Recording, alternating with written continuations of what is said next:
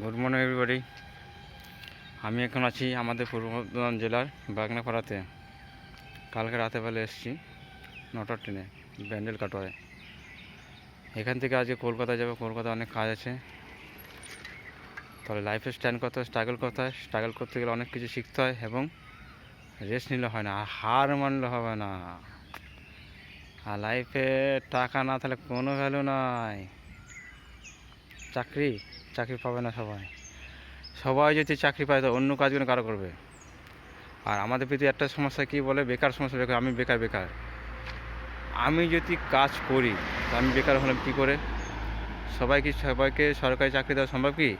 আর সবাই যদি সরকারি চাকরি করে অন্য কাজগুলো কারা করবে? রাজমিস্ত্রি হবে কে? ভ্যান চালাবে কে? টোটো চালাবে কে? আলু সবজি বিক্রি করবে কে? মাছ বিক্রি করবে কে? সেই জায়গাটা বুঝা যে সবাই চাকরি করবে।